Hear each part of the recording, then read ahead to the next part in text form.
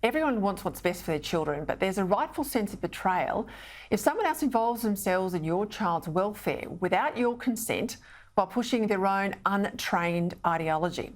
But that's what's happening in schools across Australia, where so-called wellbeing coordinators are advising children as young as 12 to transition and to do so without their parents knowing.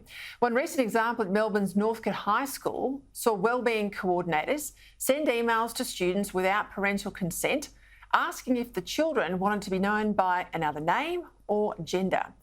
This is what the email said. If there's something you've been thinking about doing, if you're one of those students we've supported with gender affirmation, please click here. On it goes. It says this information will be private and we will not out you.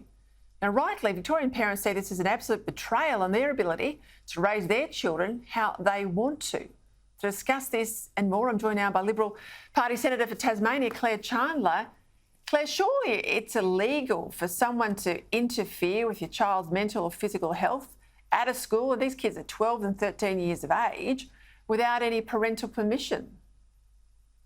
Well, far from being illegal, Peter, this is actually being actively encouraged by state governments. And I think it was really important to see this reporting in The Australian over the weekend, starting to shine a light on just some of these concerns that parents are having about the way their children are being dealt with or treated at schools, but also some of the concerns from the teachers as well. And it's good that this is finally being brought to the light, because we have seen time and time again that the way that children are treated for gender dysphoria is just being swept under the rug, and we don't know whether or not any of these practices are actually working.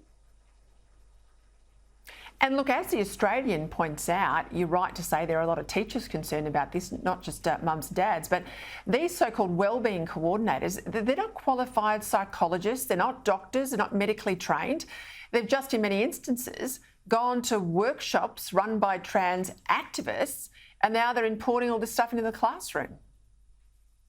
It's pretty crazy, isn't it? And the other important thing to remember here is that the way that children are treated for gender dysphoria has been very contested globally. We know that there is a very lengthy debate going on. You wouldn't hear a lot about it in Australia, although the reporting in The Australian on the weekend is starting to shine a light, like I said.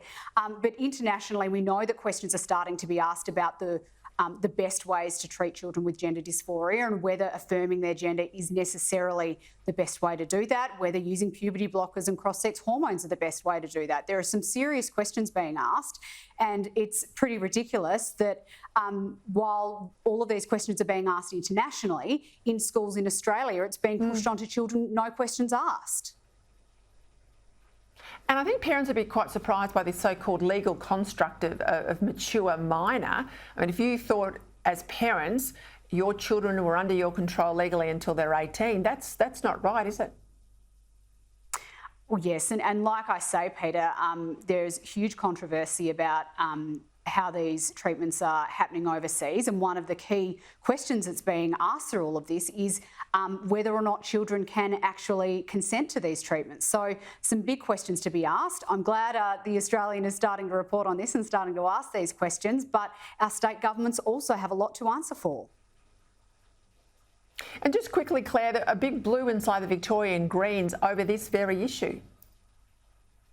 Yeah, look, that doesn't really surprise me at all, Peter. Ever since I've started talking about these issues publicly early on in my career as a senator, I have been approached by women from across the political spectrum who feel politically homeless because they might be of the left and they feel that those political parties have completely abandoned them on these issues and made them feel bigoted just for speaking out. So not a big surprise to see this happening in the Greens in Victoria. Well, more strength to your arm, Claire. I know you've been out there from day one. I feel like we're getting some common sense cut through in the media. Thank you for your time.